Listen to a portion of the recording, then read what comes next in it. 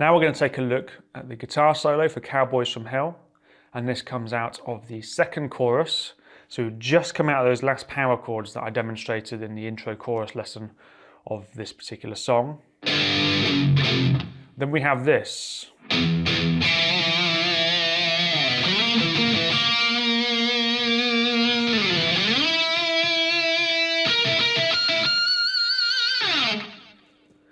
So this lick becomes a kind of theme in the solo. We come back to it later on. And we start out with an open low E from that previous descending power chord section. So 2 open low E's palm muted. Then we grab the 7th fret on the A string. And this happens on the second beat of the bar, so it'll be 1, 2, like that. Make sure the vibrato is nice and even and fairly wide. Then we grab this dissonant flat 5 interval, which is the 8th fret on the D string. So we have, so we go D, A, D, A, D. That's a pattern of 5. Again, vibrato on the D string. So.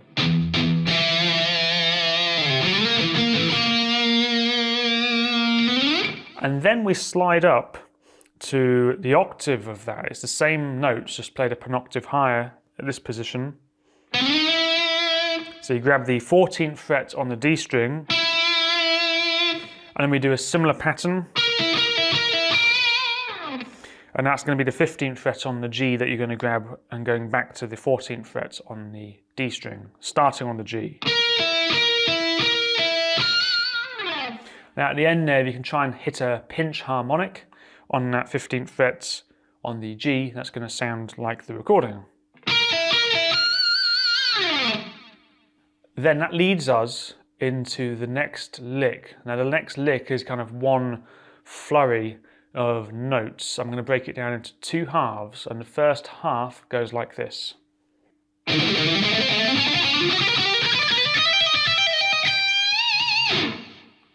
So here we encounter one of Dimebag's classic kind of symmetrical pattern licks.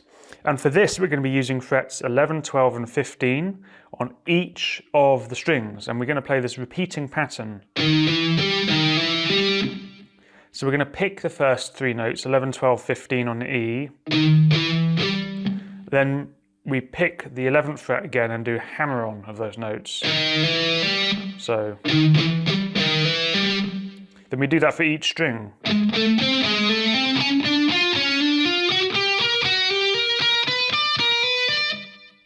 When we get to the E string, we do this different phrase.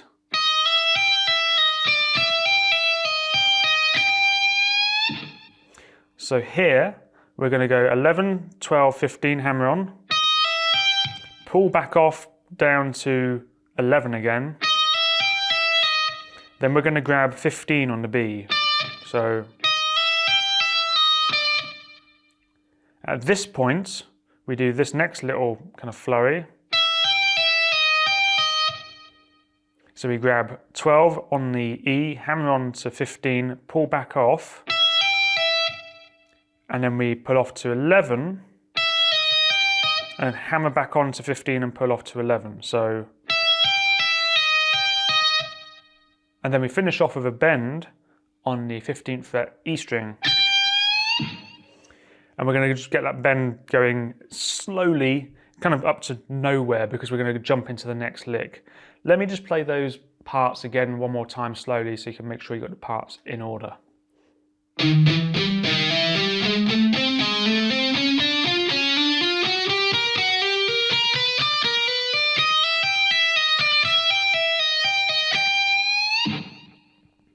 And one more time, a bit quicker, just so you can hear how those fit together.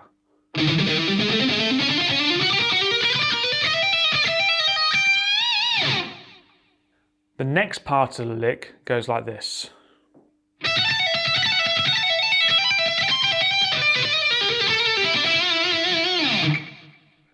So this lick, Dime, I've seen him play it lots of slightly different ways. And it says to me that he's probably going for more of a pattern-based approach here, and then throwing in the kind of techniques and things and sequences that feel kind of natural in the moment. But the general idea for the recording is this. We're going to start out with frets 12, 14 and 17 on the high E string. We're going to pick them. At this point you pull off back down the notes you just came up. Then we're going to grab 17 on the B. So then you repeat that. So you put them back to back, you get this. And at this point, we're going to go back to the top E string notes. And we're going to do a hammer on and pull off phrase like that. So it's going to be 12, 14, 17, pull back off, and then hammer back on, pull back off. So all together.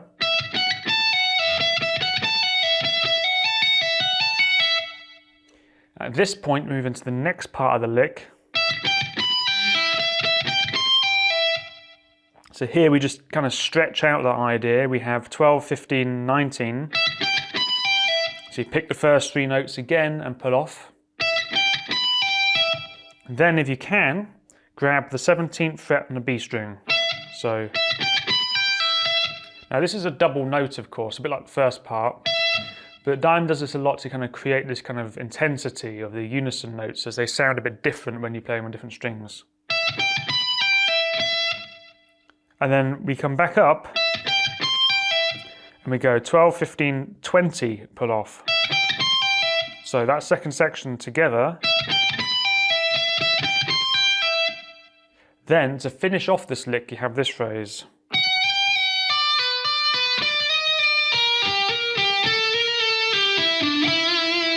So here we do a little finger slide from 19 to 20 and back on the B string.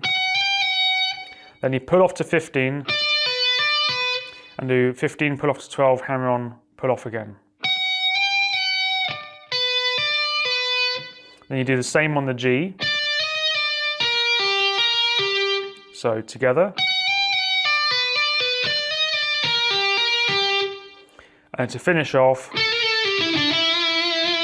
classic kind of E blues lick, slide from 14 to 15 on the G. Back down, pull off to 12. And to finish off there, we do 14, 12, 14 on the D. So there's a lot to get there. So let me just break that down one more time slowly from that second half of the lick.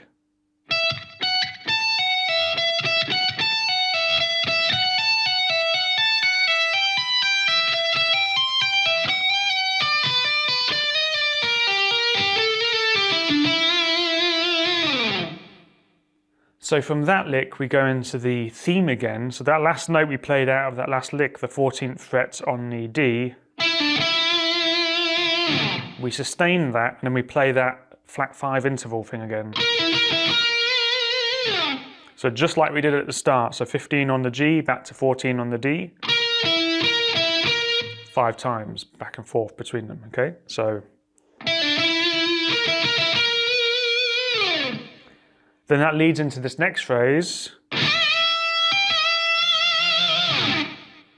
So here we bend the 15th fret on the B string, we bend it up to pitch, which is a tone up, and then we release and then back to the bend quite quickly. Now on the second time we hold the bend, and at the top of the bend we tap on the 18th fret on the B string. So we have in slow motion.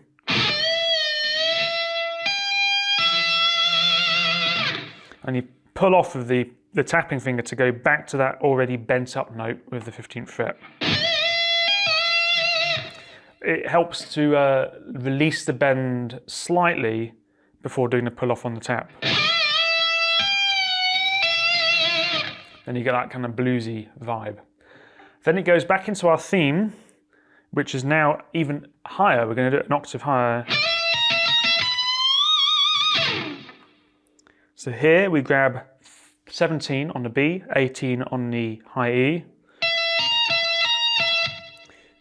And it's again 5, so B, E, B, E, B. Then we grab 19 on the high E string and we bend up 4 frets basically, a minor third. So Let me just put those last two phrases together one more time.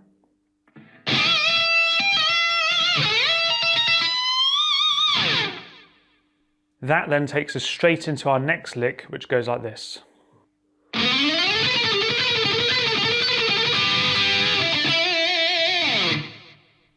So here we slide into the 14th fret on the G, and then we play this phrase. This is a repeating kind of blues scale lick. We have the 12th fret on the B, then we have 15, 14, 12 on the G and back up. So, and we repeat that 4 times basically, so slowly.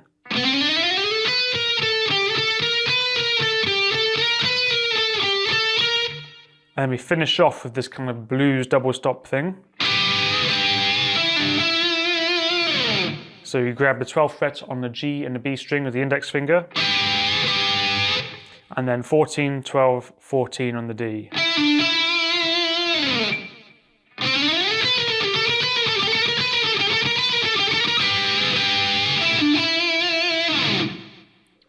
That leads us into the next phrase, which kind of starts to round off the solo, which goes like this.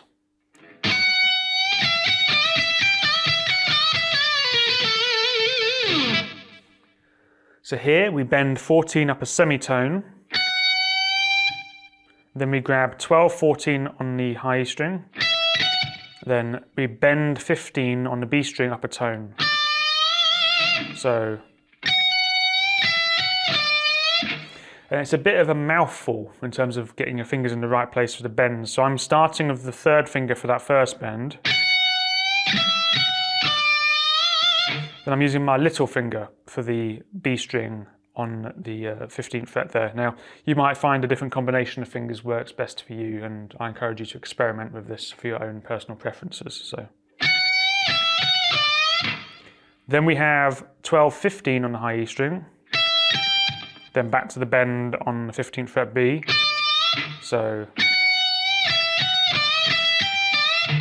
then back to 12, 14 on the E, and then back to the 15th fret bend. So put those together.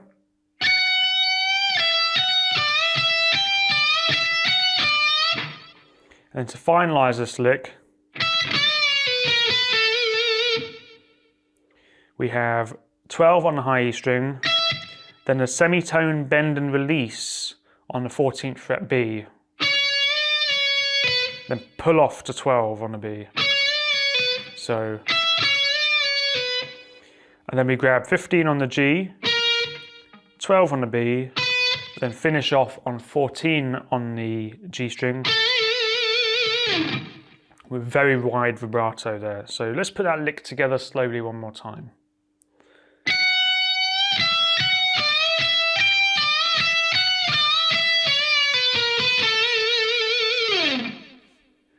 And then we get to this last lick, and this is another kind of, on a recording, it comes out a specific way, but in the live clinic videos and live performances, Dime has just got an idea of these moving sixths.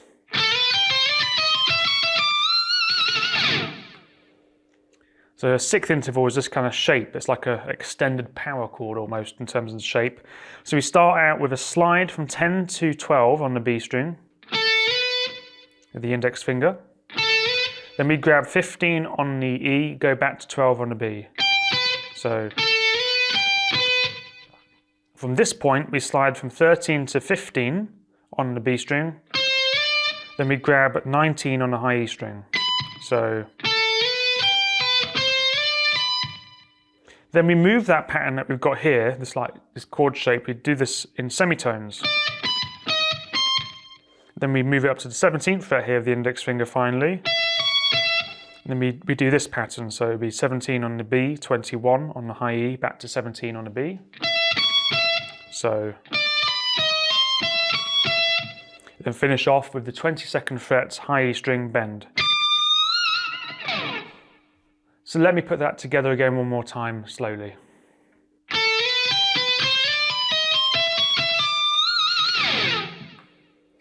On the recording, that goes over the next drift, that bend. So if you're playing this all the way through, as a kind of playthrough, just going from the solo to the riff, then you might need to cut that bend short or just finish on a very kind of quick thing at the end. So using those shapes though, and then taking us into the next riff, that should get you the similar effect. So that is the guitar solo for Cowboys from Hell.